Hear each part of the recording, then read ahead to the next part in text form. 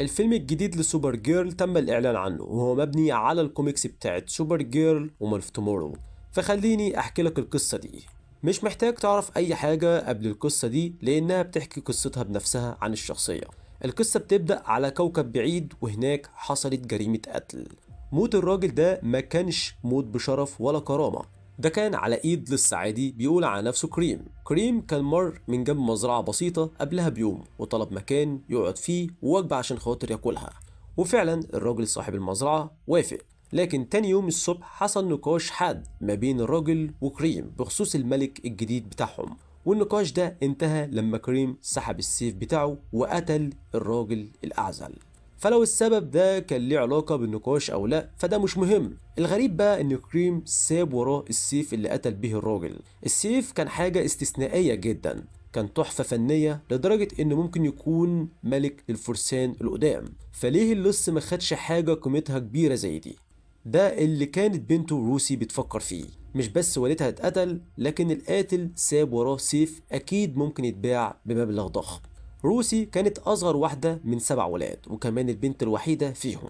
اخواتها كلهم عاوزين فعلا ينتقموا لوالدهم من الشخص اللي قتله، ولكن روسي اللي قضت عمرها بتشوف الخنازير بتتخانق على الطين كانت فاهمة ان الكلام ده مجرد استعراض، رغم انه كلام نبيل، لكن محدش منهم فاهم العواقب. وقبل ما حد فيهم يتحرك، كريم اللي من تلال الصفرة غالبا كان عميل للملك وبيختبرهم، ووالدهم للأسف أثبت إن معارضة عميل الملك ممكن تكون أسرع طريقة للمقابر. روسي ركبت على الحصان بتاع والدها وراحت على القرية علشان خاطر تدور على حد يساعدها في القضاء على كريم الفاسد. بعد ليلة طويلة من ركوب، روسي وقفت عند حانة معروفة إنها بتجمع المرتزقة.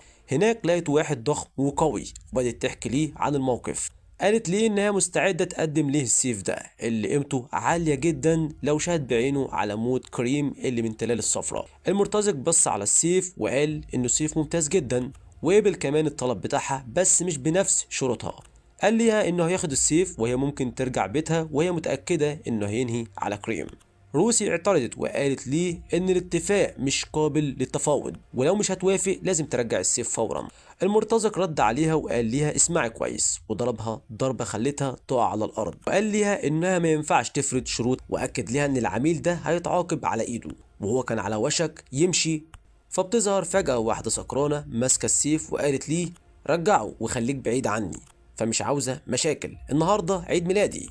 المرتزق سحب سيفه وقال ليها انه مفيش عنده صبر للعبط النهارده، ولو عندك ملوك اترجليهم علشان خاطر شكلك هتشوفوهم قريب. من الاخر كده بيقول لها انك هتموتي. فالست دي قالت ما تتعصبش، انا دلوقتي عندي 21 سنة، يعني ده قانوني، الحقيقة والعدالة والطريقة الامريكية. المرتزق هاجم عليها بالسيف، بس السوبر جيرل وهي مش متزنة تماما قالت ليه يا ساتر هو انت لسه مكمل؟ استنى دقيقة، ما عنديش عملات غريبة تانية ومش عاوزة اوقع الشرب ده. بعد ما خلصت الجرة اللي كانت بتشرب منها، المرتزق بص عليها باستغراب وسأل ايه الجنون ده؟ ردت عليه ده غالبا هيكون مؤلم، وضربته على وشه ضربة قوية. فالمرتزق صرخ، لكن سوبر جيرل بصت على ايديها اللي اتعورت وقالت نسيت ان الشمس بتاعتهم حمراء وغبية. المرتزق هجم عليها تاني، بس رغم حالتها السكرانة كانت بتتحرك بسهولة وتفادى ضرباته لحد ما شالت سلاحه ومسكته عليه.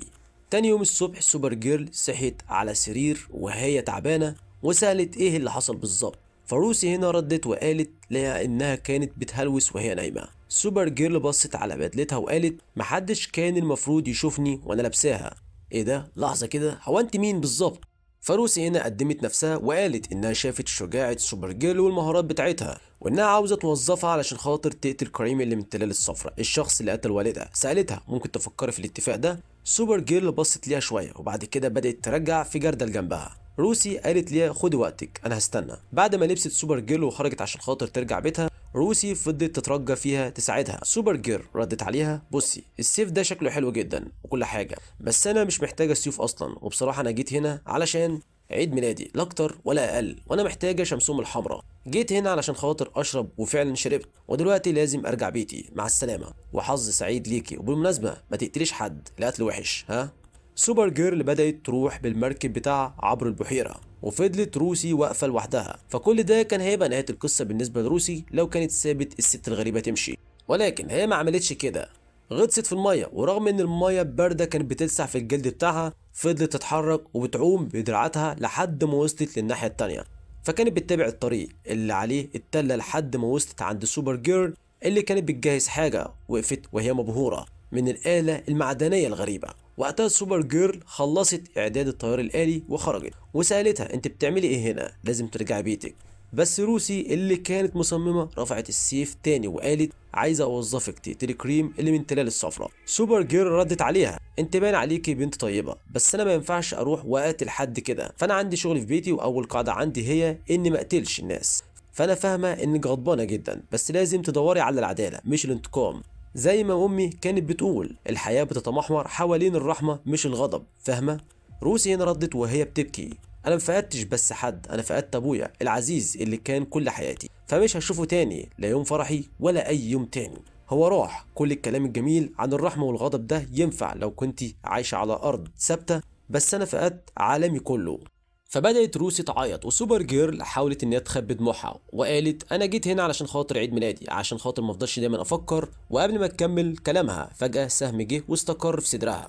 على الجانب التاني المرتزق اللي كان من الليلة اللي فاتت كان بيهنئ الرامي اللي سماه كريم وقال له ضربة ممتازة تستحق المدح. كريم جهز سهم تاني ونادى على روسي وقال ليها سمعت انك بتحاولي توظفي ناس علشان خاطر يقتلوني. وقتها كريبتو الكلب وقف بين كريم وسوبر جيرل وبدأ ينبح عليه. كريم ضرب سهم تاني والسهم اصاب كريبتو. سوبر جيرل صرخت لما شافت المنظر وقامت على رجليها رغم الاصابه. كريم بدا يرمي سهم تالت ورابع، لكن سوبر جيرل قربت منه وهي بتقول انت فاكر ان السيوف والسهام بتاعتك هتوقفني؟ انت حتى عارف انا مين؟ انا سوبر جيرل. فاكر ان بخاف من السيوف وسهام؟ فمسكت السيف بتاع المرتزق وتنته، وبعدين نزعت السيف من ايده وضربته بالقبضه بتاعتها على وشه ووقع على الارض فاقد الوعي. كريم شاف المنظر ده وبدا يهرب، لكنه قدر يدخل المركبه ويقفل على نفسه.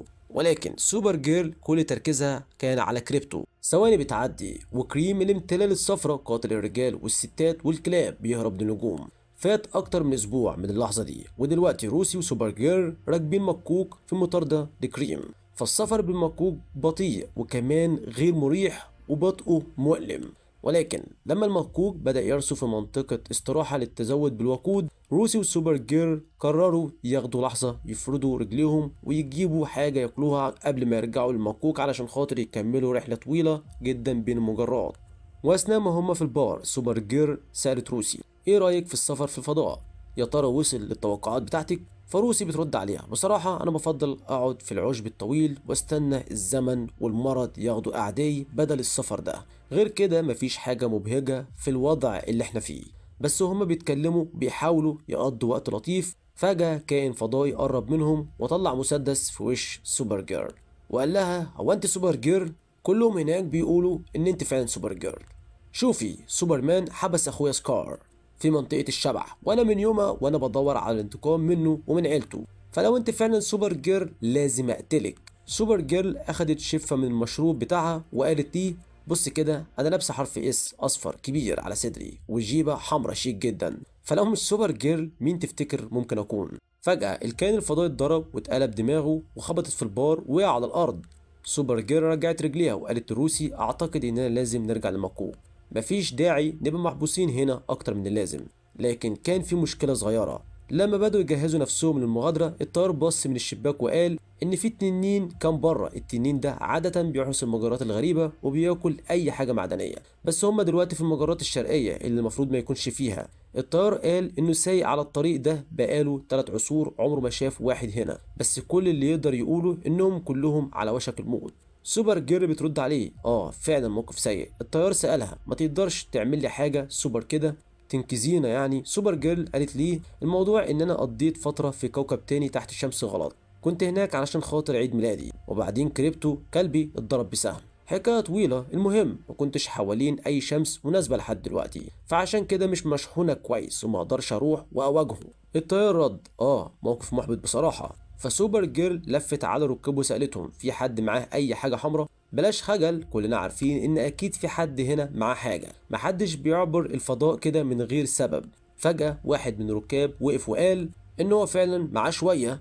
بس كل حاجة قانونية، وعنده روشتة مخصصة لرحلات الفضاء الطويلة لأنها بتساعده مع التوتر. سوبر جيرل ردت عليه ممتاز، دلوقتي هي كمان هتساعدني مع التوتر بتاعي. روسي بصت على الكبسولة الحمراء الصغيرة وسألت دي ايه؟ سوبر جيرل ردت عليها دي كريبتونايت أحمر مغلف في غلاف بيذوب من الرصاص. لما معظم الناس بياخدوه بيشوفوا هلاوس غريبة عن التحول لحاجات، بس لما الكريبتونين بياخدوه الهلاوس دي بتتحقق. روسي سألتها طب هو آمن؟ سوبر جيرل مردتش واخدت الكبسولة وقالت أحيانا بتتحول لوحش مرعب، أحيانا شعرك بيطول، بس على الأقل ده آمن من إننا نتاكل على إيد تنين في المتوسط. بعد شوية سوبر جيرل رمشت بعينيها اللي بقت حمراء وسألت شعر لسه اتحرك؟ روسي قالت ليها مش باين كده. وبعد ما السوبر جيرل ضربت التنين الفضائي ووقعته، المكوك كمل طريقه للمكان اللي رايح ليه. بس وهي قاعدة روسي بدأت تفتكر اللي حصل قبل ما يسيبوا كوكبهم بعد ما كريم ضربها بسهم. كان كل همها على البنت اللي لسه قابلتها وكلبها، مش على نفسها. طلع ان سهام كريم كانت مغموسة في سم. السم ده ما بيأثرش كتير على الناس زي تأثيره على الحيوانات، لكن من غير كمية كافية من السم المداوي ما قدرش يحدد علاج، لان كل صياد بيخلط السم بتاعه بطريقة مختلفة. بعد ايام سوبر جيرل صحت من النوم وسالت روسي انت لسه مصممه تلاحقي اللي قتل ابوك وبتقتليه؟ روسي ردت طبعا دايما هفضل مصممه. وساعتها سوبر جيرل قبلت العرض بتاعها. ومع مرور الاسابيع وهم بيتتبعوا الادله، روسي وسوبر جيرل وصلوا لمدينه تسمى مابول. مقارنة بباقي المدن المدينة دي كانت صغيرة وهادية جدا، بس كان فيها حاجة مش مظبوطة. من خلال سجلات الكوكب كريم كانت قبض عليه هنا، بس محدش في المدينة كان فاكر عنه حاجة. سوبر جيرل لاحظت ان الدفتر مقسوم لعمودين للتوقعات، عمود ازرق وعمود بنفسجي، فسكان مابول لونهم ازرق، وده كان منطقي. الست اللي ورا الكوانتر قالت لسوبر جيرل توقع في العمود الازرق، بس وهي بتبص عليه ما كانش فيه توقعات في العمود البنفسجي، فكان لازم تسأل. الست اللي ورا الكوانتر ملامحها اتغيرت فجأة وبقت متوترة وتجاهلت السؤال.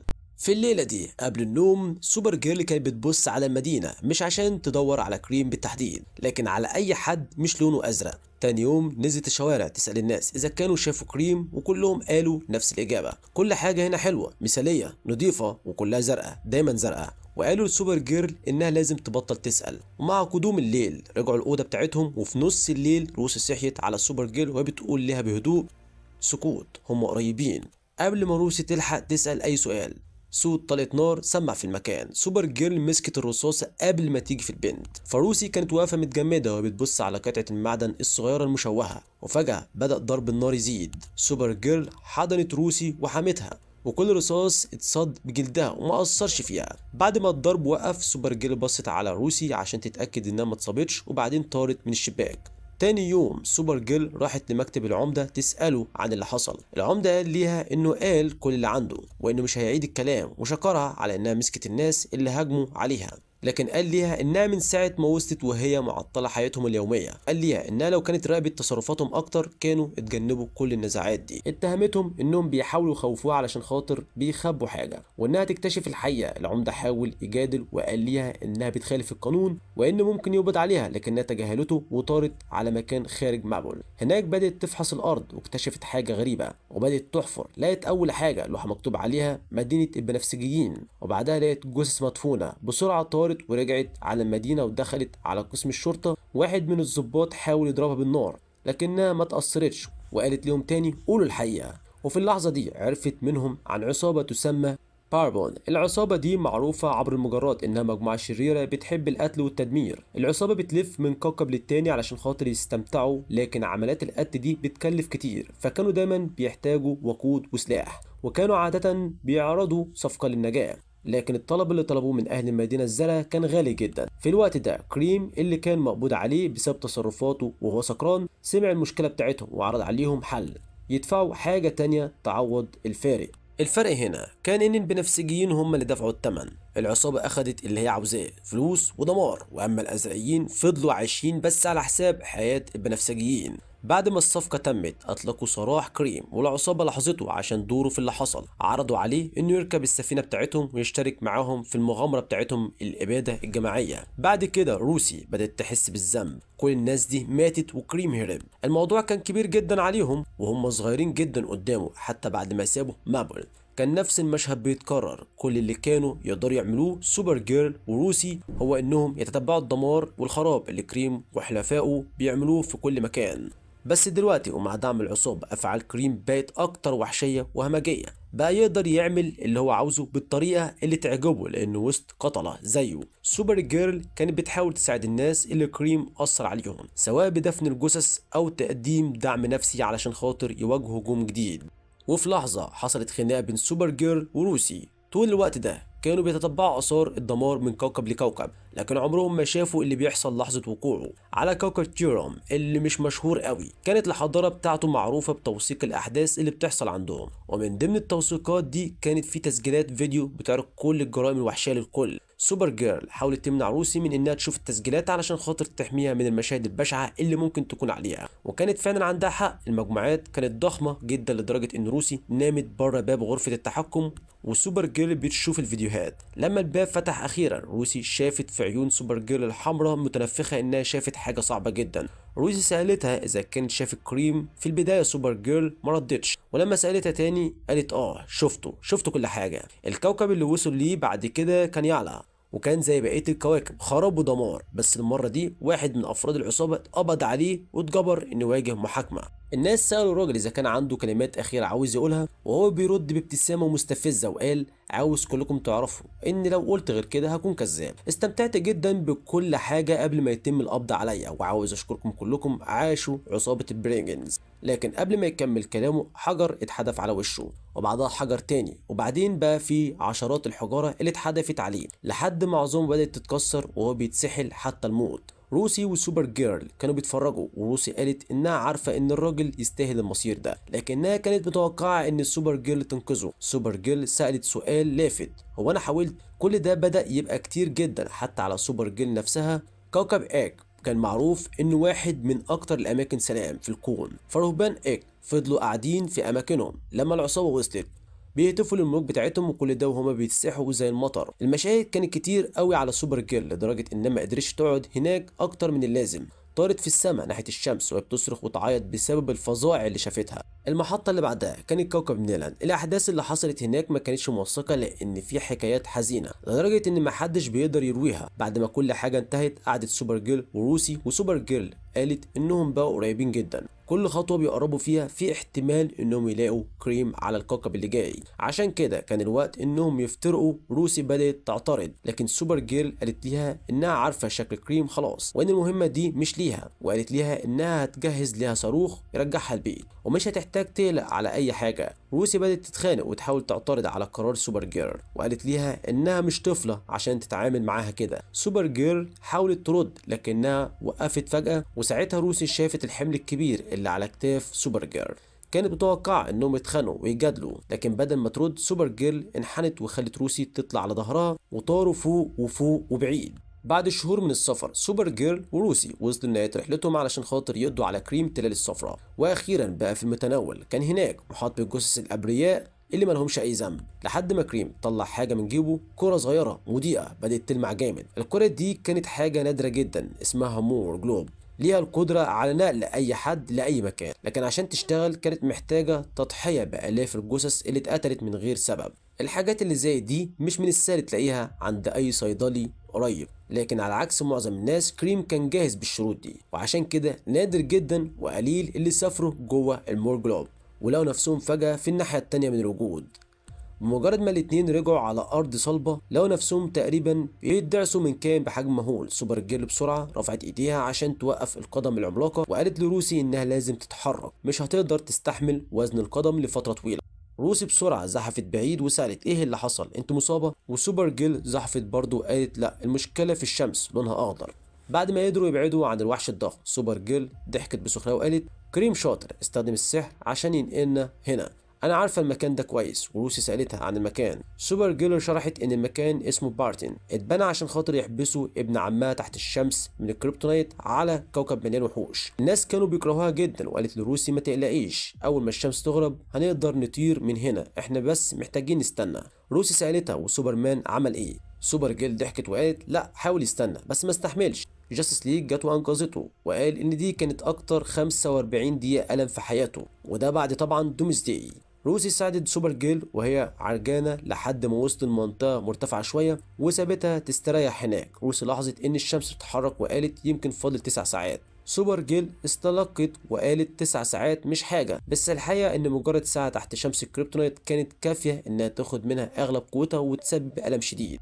روسي طلعت سيفها عشان تراقب لو في أي وحش قرر إن هو يهجم عليهم، وبعد شوية وحش ضخم قرب فاتح بقه. روسي صرخت فيه ابعد، بس الوحش فضل واقف قدامها وظهر بصوت عالي لدرجة إنها وقعت تقريبا. روسي بسرعة قامت تاني ورفعت سيفها وقالت مش هتلاقي أكل هنا الليلة دي. الوحش هجم عليها وروسي بالكاد قدرت تتفادى الهجوم، لكنها كانت رافعة السيف فصدر الوحش اتغرز عليه مباشر. بعد لحظات من عدم الحركة بين الاتنين، روسي سحبت نفسها من تحت الوحش وقعدت جنب سوبر جيرل وقالت ليها أنا عملتها، مش محتاجة إنك تقلقي. بعد لحظات الطيور الطائرة اللي في المكان بدأت تاكل من الوحش الميت، وبعد ما خلصوا بدأوا يبصوا ناحية روسي. روسي نبهت سوبر جيرل تحاول تصحى. في البداية مفيش رد، لكن فجأة شعاع الحرارة اللي من عيون سوبر جيرل اخترق واحد من الطيور وهي بتصحى من مكانها. هو ايه ده؟ كان طير ولا طيارة؟ فسوبر جيرل خوفت باقي الوحوش، نامت تاني وهي مهلوسة ومش واعية أصلا. الوقت فضل يعدي ولما الشمس بدأت تغرب الوحش الأكبر في المكان بدأ يطلع التلة. روسي حاولت تشتته بأي طريقة، بس كل اللي عملته إنها كانت بتضرب السيف، وفي الآخر وقعت من الحافة اللي كانت واقفة عليها عشان تبقى حاجز بين الوحش والسوبر جيرل. دلوقتي ما كانش فيه حاجة فاصلة بين الوحش الضخم والسوبر جيرل اللي كانت مرمية على الأرض من غير أي حركة. الوحش بيفتح بقه الضخم وحاول يعضها، لكن قبل ما يقفل بقه سوبر جيرل دفعته بعيد وهي بتقول 45 دقيقة. ياه شوية عيال، وضربته بلكمة قوية جدا. فبمجرد ما الشمس الخضراء اختفت، روسي لبست الخوذة وركبت على ظهر سوبر جيرل وابتدوا رحلتهم للبحث عن كريم وهم طايرين فوق التلال الصغيرة. وأثناء الرحلة بتاعتهم سوبر جيرل بدأت تتكلم أكتر عن عيلتها وعن اللي حصل لابن عمها سوبرمان والكارثة اللي حصلت لكريبتون. روسي بتسألها انت ليه بتحكي لي الكلام ده؟ سوبر جيرل ردت علشان خاطر قدرت أنجو من المحاولة اللي فاتت للقبض على كريم، ممكن المرة اللي جاية ما عديش منها. وبتضيف على كلامها الكل عارف قصة سوبرمان لما ساب الكوكب اللي كان بيموت، لكن محدش يعرف قصة كريبتون لما ما ماتش مرة واحدة. في اليوم اللي الكوكب اتفجر فيه مدينة أرجو انفصلت عن الانفجار الأولاني. أغلب سكان المدينة ماتوا بسبب الانشقاق، لكن في شوية كانوا عايشين. والد سوبر جيرل زورال قدر يصنع فقاعة فيها جو كفاية للي كانوا عايشين، ودول طبعا كانوا محظوظين، لكن ده كان لفترة مؤقتة. أم سوبر جيرل بدأت تضعف يوم بعد يوم لحد ما في النهاية ماتت. التشخيص كان تسمم إشعاعي. زوريل اكتشف السبب ضوء النجوم من الشموس الصفراء اللي كانت جاية غيرت التركيب الكيميائي للصخور اللي كانوا شايلينهم، حتى التربة اللي كانت تحت رجليهم كانت بتسممهم. زور قرر انه يصنع درع من الرصاص وينشره على كل مكان مكشوف في المدينة علشان خاطر يعمل جدار يحمي الناس. الناس كانت بتموت والمهمة دي كانت ضخمة جدا وكل ايد كانت مطلوبة. في اول ساعة من العمل ايد سوبر جيرل كانت بتوجعها والدم كان بينزل من البثور اللي على ايديها. بدلت الايد وكملت شغل. بعد اول 48 ساعة من العمل المستمر النوم كان صعب عليها جدا ومش قادرة تفتح عينيها مرة تانية. في مرة ضربت بالمطرقة على رجلها بالغلط لدرجة انها جرحت نفسها، والألم رجعها لوعيها وكملت شغل. بعد أول 80 ساعة الناس اللي كانت بتساعد استسلمت من التعب واعترفوا ان المهمة مستحيلة. الكل ساب أدواته واستسلم للموت إلا سوبر جيرل كملت لوحدها. بعد 3 أسابيع الجدار كان خلص، ولكن من بين 18,000 شخص نجوا من الانفجار الأولاني 13,000 ماتوا في الآخر بسبب التسمم. عدت سنة لكن الناس لسه كانت بتموت وسوبر جيرل بقت منعزلة عن الكل، بتحاول تفتكر الأيام اللي ما كانتش فيها محتاجة تصاحب الناس اللي بيموتوا. وفي يوم جت عاصفة ضربت التلة، في شهاب مطرت على الدرع الرصاصي وخرقته والإشعاع رجع ينتشر تاني. ساعتها سألت أبوها سؤال بسيط، سؤال هي كانت متوقعة إجابته، في أمل؟ رد عليها دايما في أمل علشانك. الدرع اتدمر وما كانش عندهم وقت ولا مواد علشان خاطر يعيدوا بنائه. الإشعاع هيجي وخلال شهر الكل هيموت قبل ما السرطان ياخده. زورال فكر انه يعيد استخدام اللي باقي من الصاروخ اللي بناه اخوه. حسب حساباته ومع قيود الوزن والطعام والمية الصاروخ ممكن يشيل شخص واحد فقط، والشخص ده كان هيكون هي. فبكل بساطة هم هيموتوا وهي هتعيش. وساعتها كارا كان عندها 14 سنة. كل يوم سوبر جيرل شايلة الكوكب الميت معاها، كل يوم كانت بتمشي وسط وديان الموت حاسة بالتقل بتاعه. بيضغط عليها لحد ما تبقى مرهقة لدرجة انها ما تقدرش تفكر في اي حاجة غير انها تستسلم، لكن كل يوم كانت بتكمل مشي. كوني كويسة، امها قالت لها مرة، وابوها قال لها في دايما امل. ولكن في اللحظة دي سوبر جيرل ظهرت وراه. ازيك، انا سوبر جيرل، وانت كريم من التلال الصفراء، وانت قتلت الكلب بتاعي. المرة دي هي كانت مستعدة لكريم، بدأت تجري دايما متقدمة على الكرة السحرية، وفجأة قفزت على الحصان اللي تبعها اللي يسمى كوميت اللي كان معاها من زمان، وقالت له هنروح لنهاية الكون وهنروح ابعد شوية كمان، اجري بأسرع ما تقدر. كوميت بعدها طار في السماء، وفي ثواني سوبر جيرل كانت عدت المجرة عابرة الكواكب والشموس الملونة والكرة السحرية وراها دايما، لكنها مش قادرة تلحقها هي والحصان. لكن بعد وقت مش طويل كوميت وصل لحافة الكوم، نقطة مفيش فيها أي حاجة غير اللا شيء. سوبر جيرل قالت له يهدى كفاية كده ونزلت منه، بصت على الكرة السحرية اللي بقت شبه شبح بتتحرك ببطء ناحيتها، وقالت السحر حاجة معقدة جدا، ومعقدة كمان أكتر من اللازم أحيانا، بس انا عارفه ان السحر اشتغل هناك بس مش شرط يشتغل هنا. وبعدها فجرت الكره السحريه. بعد كده سوبر جير رجعت مع كوميت، وكريم بص وراه مستغرب. روسي سألته مش خايفة انه يعمل كرة تانية. سوبر جير ردت عليهم مش قوي، هو بيقدر يعمل واحدة بس في نفس الوقت، وكمان صعبة جدا تتعمل، غالبا ما كانش عنده وقت. روسي قالت كل اللي عنده سيوف وسهام، وده شيء سيء جدا بالنسبة له، عشان انا سوبر جير وما يهمنيش السيوف ولا السهام. فتاني يوم كوميت هز راسه وهو شاف روسي بتجمع فاكهة، وقالت له انا عارفة انت ليه هنا، الموضوع كله له علاقة بالثقة زي دلوقتي مثلا. مهما كانت المواجهة اللي بتخوضها سوبر جير، فأكيد كانت هتبقى أحسن لو كانت راكبة حصان خارق، بس بدل كده سابتك هنا عشان تكون الحامي بتاعها. بس هي مش غبية، سابتك هنا عشان خاطر هي مش عاوزاني أعمل حاجة لكريم وهو مربوط وهي مش موجودة. احنا لسه محتاجين معلومات عن السم اللي استعمله على كريبتو. سوبر جيرل خايفة إن أقتله قبل ما نعرف أي حاجة، وأنا فاهمة ده، عشان كده في خلال ثانيتين هاخد السيف ده. وقبل ما تخلص كلامها كوميت اندفع بسرعه ووقف بينها وبين كريم، وروسي اتنرفزت وهي بتحط السيف بعيد. لكن في الوقت اللي روسي وكوميت كانوا مجبورين يراقبوا كريم، سوبر جيرل كانت مشغوله في الفضاء بتحارب الوحوش اللي بتحاول تنقذ كريم. كريم حاول يتكلم من ورا القماش اللي مغطي بقه. روسي قالت على الاقل ممكن اتكلم مع الراجل اللي قتل ابويا، يمكن يكون عاوز يعترف بالخطايا بتاعته ويقول لنا معلومات ايه الضرر اللي ممكن يحصل. كوميت بص لروسي لحظه وهز راسه موافق، وده بحفله كده على الارض. شالت القماش من على بقه، سأل هي انتي البنت اللي كانت في مزرعة الصخور؟ روسي ضحكت قالت له لا مش انا جاية انقذك من البؤس اللي انت فيه. سامح التغير في الصوت، بس سوبر جيل انتزعت الحجارة الغالية بتاعتك من تحت رجلك وقد ايه كانت بتوحشك.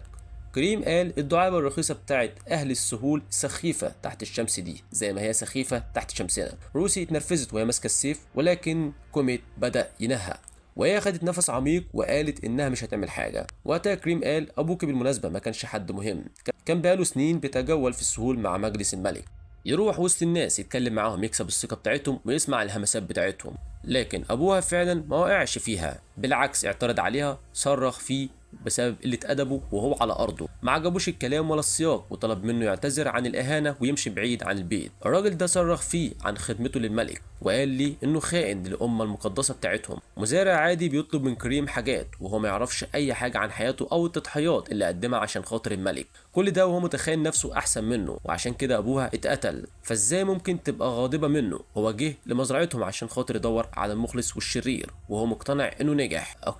بيقول لها انت متوقعه ان اترجاكي اقول ارجوكي ما تاذينيش؟ هبقى كويس المره الجايه. لا انت عارفه انا مين وعارفه انا عملت ايه، وانا ما عنديش صبر على الاصلاح ولا الندم. انا شايف نفسي مشابه لابوكي. ابوكي كان بيجمع الحجاره من التراب، وانا كنت بكسر ظهري وانا بشيل الضعفاء من العالم ده، وانا راضي بكده لان وانا هنا دلوقتي وسوبر جير بتحارب فوق انا مطمن، عارف ان اقوى واخطر عصابه مجرمين في الكون هتضمن حريتي، ولو الحظ خالفهم وفشلوا هتلاقيني في الرعايه الطبيه والعطوفه لسوبر جير للارض. عشان كده انا مش محتاج حاجه غير الوقت. كوميت بيسمع حد بينادي اسمه واتفزع ووقع روسي. سالت ايه اللي حصل؟ كريم رد بسخريه الصوت ده مش حيوان سليم، كسر رجله، محتاج مساعده عشان خاطر تخلص عليه. كوميت رفع عينه للسماء وروسي سالته هي سوبر جير؟ لو سوبر جير محتاجاك لازم تروح، انا بوعدك اني مش هعمل حاجه لكريم طول ما انت مش هنا، بحلف لك على قبر ابويا. دلوقتي روح يا كوميت.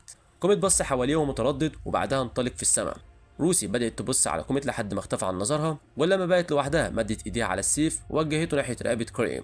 كريم قال ليها اعمليها هتبسطيني. مش هتلاقي كتير من الفرح بعد كده، فالافضل تستمتعي بالموقف. لما هما ييجوا علشان خاطر ينتقموا ليا هتعيشي على اللحظه دي. سوبر جيرل مش هتقدر تحمل كل للابد، الدم هيجي. روسي فضلت ماسكه السيف للحظه وبعدين رجعته، قالت لا ده مش عدل، انا بقالي شهور بعاتبك على انك قتلت ابويا وهو مش جاهز ومش مسلح، ودلوقتي انا على وشك اعمل فيك نفس الشيء. بعدها قطعت الحبال اللي مربوط بيها كريم قال ودلوقتي انت بتتكلمي عن قتال عادل لكن لسه معاك سلاح وانا ما عنديش غير ايديا. روسي حطت السيف في الرمل وقالت السلاح هنا بينا وكلنا لينا نفس الوصول للموت، مش كفايه كده؟ روسي وكريم الاتنين بصوا على السيف وفي نفس اللحظه حاولوا يجروا ناحيته، بس روسي كانت عارفه انها تبقى في وضع ضعف لو راحت للسيف لان ده مقاتل اكتر مهاره هيعمله. بدل ما تعمل كده ركزت نظرها على دماغ كريم وقربت منه كفايه عشان تركله في دقنه وهو ماسك مقبض السيف. وقع على الارض فضربته تاني وتالت مره، بس كريم مسك رجلها وسحبها لتحت ورماها على الارض.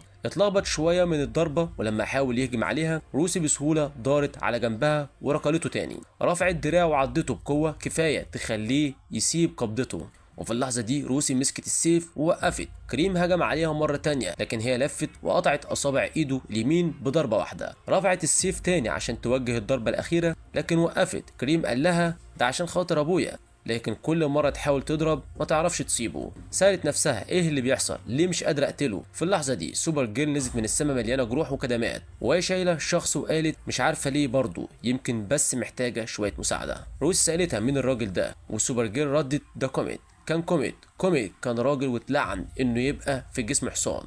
الموضوع فعلا معقد. العصابة هربت بعد ما اخدوا على كويسة. سوبر جيرل خدت السيف وروسي سألتها وكريبتو قتلوه؟ وسوبر جيرل ردت كريبتو لا هو كويس، انا اخترعت القصة بتاعته عشان خاطر محتاجين ننقذه، كنت محتاجة انك تيجي معايا عشان تعرفي شكل كريم. انت فاكرة انك كنت هتحل المشكلة دي لوحدك؟ انا سوبر جيرل. روسي كانت مش فاهمة. سوبر جيرل قالت ليها لانك ما كنتيش هتسمعي، ما كنتيش هتتعلمي ان القتل غلط. لو انا قلتلك كده بس كنت هتضيعي بقية حياتك وانت بتجري ورا الراجل ده، بتحلمي بانتقام ملوش قيمة زي ما انا بحلم بكريبتون. كنت محتاجة اوريكي بنفسك عشان كده كنت معايا، كنت متألمة انك تتعلمي بس ما اتعلمتيش وده طبيعي لان انا ما قدرتش اعلمك يا روسي لاني لسه بحلم بكريبتون. رفعت السيف في الهواء وروسي قالت انا اتعلمت درسي. اسمعيني يا سوبر جيرل، لما كنت بتفضلي تحاربي حتى لو ما كانش ليكي حق، او في البلدة لما شفتي الشر الحقيقي اتعلمتي انه مش عنك انت وبس، في حاجات اكبر بكتير على الطريق. على مدار الايام الكتيره دي ما قدرتش ابطل افكر ان النعمه ما ماتتش مع ابويا، انا كمان كان السيف في ايدي فوق رقبته وما قدرتش اخلص على بؤسه، عشان كده احنا الاتنين عارفين مهما كانت احلامنا القتل كفايه كده. سوبر جيرل بدات تنزل السيف ببطء وقالت كل ده اكبر مننا بكتير واحنا صغيرين قوي. عدت سنين كتير وروسي كبرت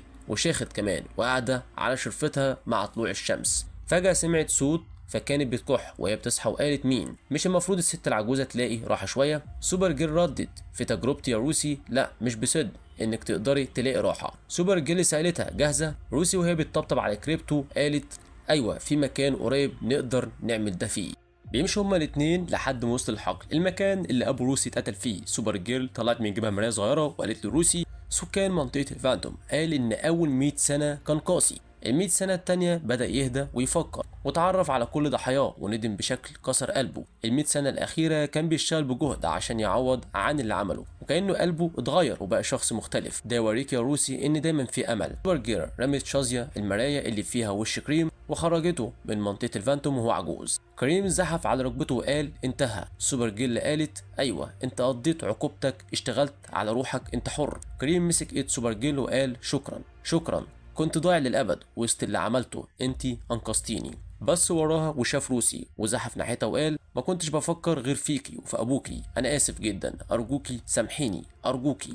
لكن رد روسي كان إنها ضربته على دماغه بعصاها. مهما عدى وقت روسي مش قادرة تسامحه على قتل أبوها وتدمير حياتها. كريم ارتعش لكنه ما ماتش النهارده بس مش مسامح نفسه ابدا. روسي شرحت بعد كده ان كل اللي شفناه لحد دلوقتي هو الكتاب اللي كتبته عن مغامرتها مع سوبر جيرل في الفضاء واللي بعتته للكون كله عشان الكل يعرف القصه بتاعتها. الكل عارف ايه اللي حصل لكن ازاي انتهت القصه، ايه اللي حصل على الشاطئ. النهايه اللي كتبتها روسي للقصه هي ان بعد ما قالت سوبر جيرل ان ده اكبر مننا واحنا صغيرين هي اللي قتلت كريم على الشاطئ. السؤال هو ليه روسي اختارت تنهي قصتها بالطريقه دي؟ ليه سمحت للكون كله يعتقد ان سوبر جيرل هي اللي قتلت كريم في الوقت اللي سجنت فيه سوبر جيرل كريم في منطقة الفانتوم. السبب كان عشان خاطر رجال كريم ما يدوروش على الانتقام منها، وبدل كده هيدوروا على سوبر جيرل لسنين طويلة بعد موت كريم. لكن روسي ندمانة على ده، وبتتمنى انها كانت خلصت القصة بالنهاية الحقيقية اللي بتقول ان حتى سوبر جيرل ممكن تتغلب على الانتقام. دي كانت النهاية الحقيقية لسوبر جيرل ومان اوف تومورو. النهاية كانت مربكة لناس كتير، وفي الحقيقة حتى الكاتب كان شوية مش متأكد من ازاي انتهت القصة دي، لكن الفكرة كانت انها خدعة. سوبر جيرل ما قتلتش كريم فعلا، كانت قصة كتبتها روسي عشان تضمن سلامتها في المستقبل. ودي كده تكون النهاية.